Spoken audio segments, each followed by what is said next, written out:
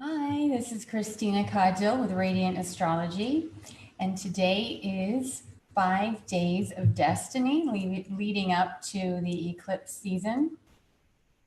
And today's day one. We're going to be talking about the eclipses coming up. I'm just taking a moment to make sure that my feed is working. I know this is always annoying in the beginning, trying to see if I'm live. Am I live? It says I'm live, but I want to make 100% sure. There we go. Or no, that's there. Okay, I'm live. So, hi, finally, it's me. Let me see who's joining me. There's Lucy. Yay! Hi, Lucy, and Robin and Dolores. Sorry, I'm a little bit late. I like to try to be on time. Oh, I'm 10 minutes late. I don't like that. I'm a Capricorn, so I'm usually on time as much as I can help it. But thank you for joining me. Every eclipse season, I love to really honor this very special time. And I'm so glad so many of you continue to join me. The last eclipse season we had back in January, I did the 5 days of destiny, and people were crazy about it. And they kept asking me, when are you going to do 5 days of destiny again? And so I hadn't planned on it, but I thought, you know what, it should be a lot of fun. Let's do this because it gets us warmed up for the eclipse portal opening, because it is an opening. It is, in a sense, we're being invited to step into, I consider it a sense of eternity in a way. I mean, it's a liminal space that is about alignment. I have a quote from one of the astrologers, Austin Coppock, who has said that eclipses may seem like a disruption of the normal order, but in fact, they're actually a perfection. And it's because of these exact alignments with the luminaries, the sun and the moon, and the lunar nodes. And so the closer the alignment to the nodes, then the more total the eclipse. So we have 3 eclipses, and we'll look at that. And for this series, I'm going to be doing 5 days of Facebook Lives, Monday through Friday, the same time every day, even on July 4th. For those of you in America, you can bring your hot dogs and your burgers and join me. And I'm going to try to keep it pretty short, like maybe 30 minutes, just so we don't burn out by the end of the week. I think last time I was like really burnt out by Friday. But this week should be more of a flowing kind of, hopefully a little more easier going week than we just recently had. And then we're going to things are going to be amping up for next week's eclipse, right? So we want to start to contemplate now what this eclipse season can mean for us and can mean for us as a collective. Now more than ever, we know we're part of the collective. We just can't shut the world out. And we realize that we have a responsibility both to our own lives and our own survival and our own path of destiny, as well as whenever we feel that we are called to connect with something greater than ourselves and with others, and what kind of movements we're called to become part of or lead, right? And so during eclipses, this is a time when destiny comes calling, because I used to hear the lunar nodes always being referred to as the nodes of destiny. And now it seems like I'm the only person that calls them that.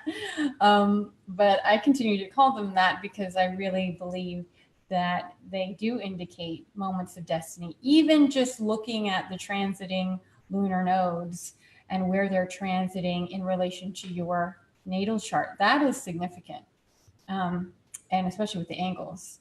And that's what I explore a lot when I look at an astrology chart. And when we look at the lunar nodes, because they are not actual bodies floating around in space, they are simply the points of the alignment of the orbit of the moon and the ecliptic.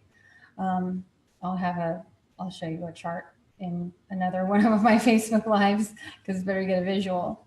But it's simply like, the path of the moon. And so we want to be looking at what does alignment mean when we have like these moments of perfection of alignment.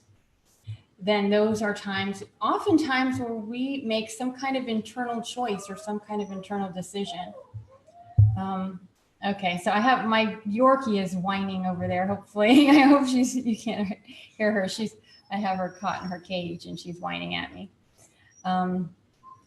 So I'll try to ignore her for now. So anyway, when we look at these eclipses, we have 3 in a row. Usually they come in pairs, and this time we have 3. Okay, my Yorkie is whining at me. I'm sorry, just give me 1 second. Naughty girl. Okay, I had to let my dog out of her cage because her whining was driving me nuts. But you know, this is an unusual eclipse season. We have 3 eclipses in a row. And you know, sometimes these eclipses make us feel simply a sense of disorientation or confusion, and they come and they go, and sometimes they even bring this like internal sense of dread because we know there's something about to come that's going to change us or change our lives, or we have to be the ones to claim some kind of change. And the worst thing is to just have this sense of anxiety and just not know what the significance is. You know, I'm not someone that will say X, Y, and Z will happen or must happen in terms of events, you know, because I believe that life itself is more than just a series of events of A and then B and then C, and then you pay taxes and then you're dead, right? There's something in between that is about guiding us to a sense of personal growth or soul growth, if you will. And that is what, especially evolutionary astrology, can help us to see, is beyond just the mundane activity of life. But where are we going? What is calling to us, you know, within our souls? And so we can, you know, the more we are familiar with our own natal chart, the more then we can see how these eclipses are affecting us personally and what are some of the lessons around that. So let me see. I wanted to talk a little bit about what is sacred destiny, because that is the theme of this series. Let me see. Kimberly Rose Smith says that my Yorkie loves me. She loves me. She loves her treats too, which I have a bag of her treats here on my desk. Hi, Romea and Daniela.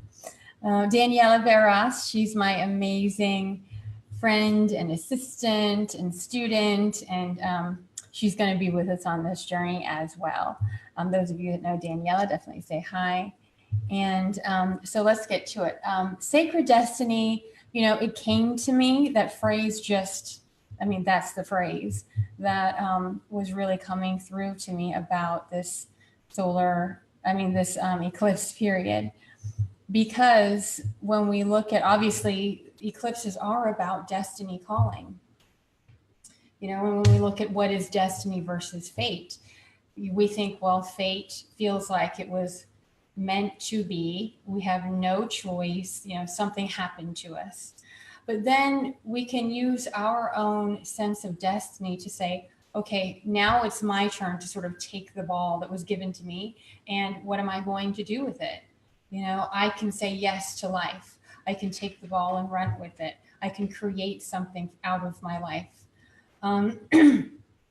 And so when I came up with the words or the phrase sacred destiny, sacred to me is that which is really precious. And that takes us really contemplating what is really precious in my life, what is worth my time and my attention. Which is extremely valuable and a very at a premium these days, because there's everything in the world coming at us to kind of drain our time and our attention and our energy, and then what's left of us.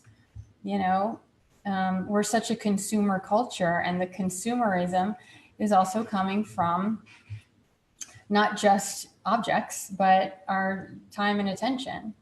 And so where can we be creative beings where we feel like we're really fully engaged in our lives? And even beyond that, what is sacred? What is truly sacred? When we feel like the world is against us, if we feel like even our own government is against us, what is it that we can say that we're truly committed to? What is sacred to us? Because we can bring sacred into every single day, into every single moment. And it's really important for us to understand that, that we're the ones that can bless ourselves, that we're the ones that can create a sacred life and a sacred journey. And really just claiming that and getting a little more familiar with what the idea of sacred means to us. I think so many of us are in sort of the post-religion society where, religion, organized religion doesn't call to us. We've opened up to a sense of spirituality. But what is spirituality that can really nourish us? And so that is when we say you can be nourished, or your soul can feel nourished when you are aligned with what is sacred in your life. So that is something that we have to each ask ourselves. And I also think looking at things in your natal chart, as far as your axis of destiny, which we'll be looking at this week, looking at our nodes. And that can help us to see what areas in life create a sense of growth for us and a sense of fulfillment. So let's see. And so we're talking about today that the eclipse portal is open. We're open for business, the eclipses. Hi, Maria, Magdalena, and Kimberly. Thanks so much for joining us. So the eclipse portal, I like to use the lunation before the first eclipse and the lunation after the last eclipse to be sort of the bookends for the eclipses. As I said before, there's more precise ways of looking at that. It has to do with the distance of the nodes to the sun, I believe. But it's essentially, we know that something has changed. I just posted yesterday on my Facebook wall that I was like, today felt like a week. I had one day that I couldn't believe it was like the same day when I was going to bed. And so many people said, yeah, I felt that. Time can take on a completely different quality. And actually, this is something that Maurice Fernandez, the evolutionary astrologer, had said, I believe, that every moment, this is something that Carl Jung said, that every moment is a quality of time. Time has quality to it. I think I read that in Liz Green's book on Jung's and astrology. That's what I look at mostly when I'm looking at the astrology. What is the quality of the time, right? And there's so many things we can see about the potential of, what might happen in our actual physical world with that, because we do want to get a sense of, what's possible. But ultimately, it's about the quality of the time. Those of us that know about, you hear people saying, oh, Mercury retrograde, it's going to be insane. Well, I would get a little more stressed about, something like Uranus and Mars or some of the outer planets acting up. Because once you understand the quality of the planets and the quality of the aspects and the signs, obviously, then you can get more of a sense of what you're dealing with as far as the energy that is expressed. And each one of us, the moment that we were born, right, our soul waited for the exact perfect moment for the stars and planets to align to then incarnate. Now that's something from evolutionary astrology, which I think is absolutely beautiful. And it really resonates with me because we think that we were shoved out of the womb. And then, these are the planets that we were given to deal with and to grapple with. But no, actually, as challenging as many of our charts can be at times, our natal signatures, the signatures we were born under, those were actually perfect for our soul. You know, when we were incarnating, our diamond guardian angel was with us and remembered why we incarnated, right? That's in the ancient myth of which I learned from Ray Crawford in my last podcast. And so the diamond, the guardian angel, is with us throughout our whole journey in this lifetime. And the guardian diamond remembers why we said yes, why we chose this exact natal chart in this exact time to incarnate. And so when we spend time really just meditating on the beauty of our natal chart signatures, even if we might not understand it all, you know, and this is the thing, you always can look and find something new, no matter how long you have been looking at your natal chart. And then we come to times like these with eclipses, of moments of perfection, of alignment, where we can say things are changing in our lives and in our world. And sometimes it can feel more subtle, you know. Again, sometimes we can have this internal sense of dread or internal sense of change or anxiety.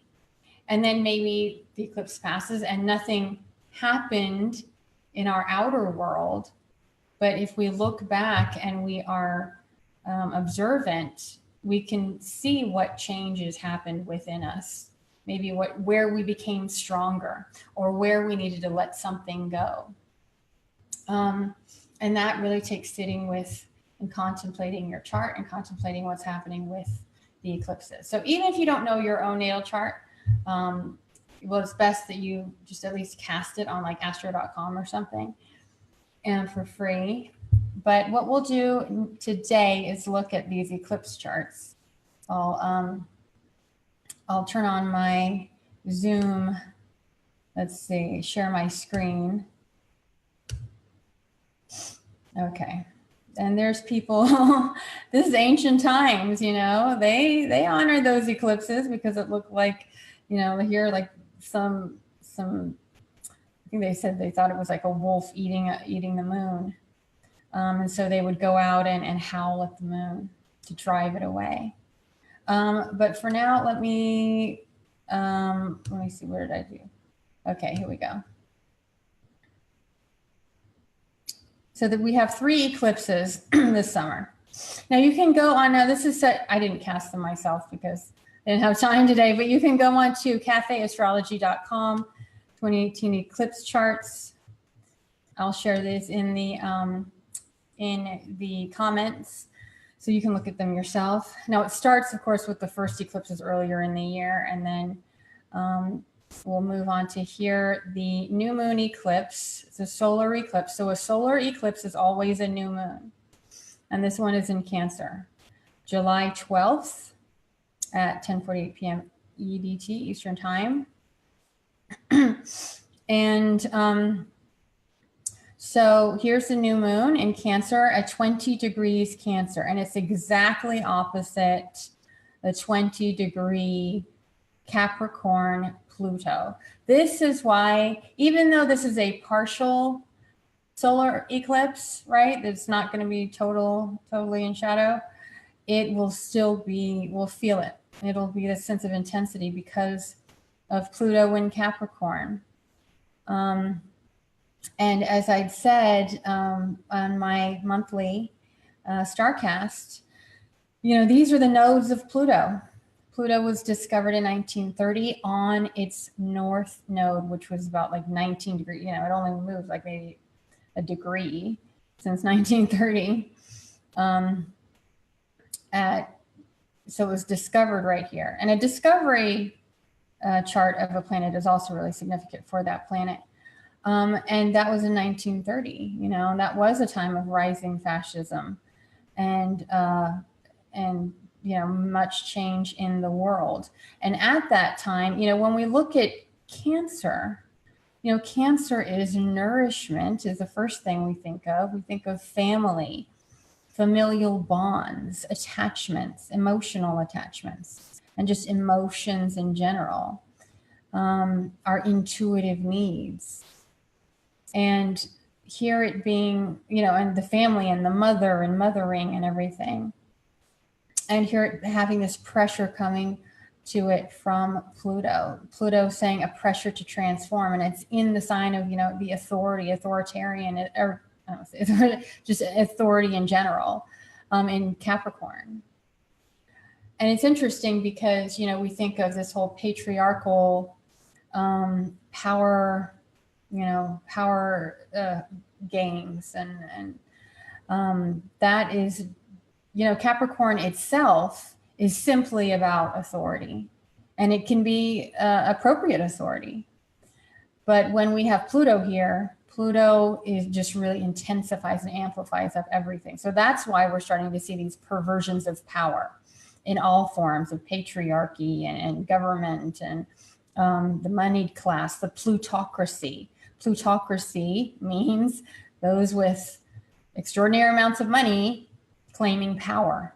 And how appropriate is that with Pluto on its own south node in Capricorn right now, being triggered by all of this. And so, when we have these intense moments in our own lives, where is it that we're being pressured? Maybe we're being pressured to take care of our family or protect our family or protect the idea of family. And, we just had that Saturn full moon in Capricorn, which is saying we can do this. We can be strong. We can be diligent and responsible. And all of these Capricornian, Saturnian sort of archetypal elements. And, you want to also look at your own chart, just even looking at these degrees. Right? Are any of these degrees activated? The most important ones obviously being 20 degrees. 20 degrees of the cardinal signs. That is Cancer, Capricorn, Aries, and Libra. Those will feel it most directly. But then we also have, let's see, 20. Okay, those are the most significant ones. We also have, Mars will be on the south node. We don't have the south node in this image here, but it's opposite, obviously, the north node. So the south node will be at 6 degrees. And Mars has been traveling with the south node on and off for some time now, but it'll get pretty close there by a degree. And, so that's definitely some kind of letting go of the past, or those resentments from the past coming through in order to be cut away. And there was a really, really beautiful thing that Adam Ellenboss said this morning. Oh my God, I took a note of it. Let me see. And it has to do about, renunciation. Renunciation is about when you renounce something, when you give something up in order to then really have a sense of liberation or freedom. If that's how I understood it. But how he explained it was really beautiful, which I thought was amazing because, sometimes we cut something out of our life and say, no more of this. I've had enough. I don't want to be drained anymore by this relationship or this sense of disempowerment. And then after we've wallowed enough in the loss, then we can have a sense of, I'm really feeling myself again. I'm starting to, you energetically start to come back to yourself. And that can be a really beautiful thing. And so when we renounce something, and Adam was really beautifully saying that it doesn't have to just be about get out of here, slam the door. It can really be about letting go with love, with gratitude, love, but with a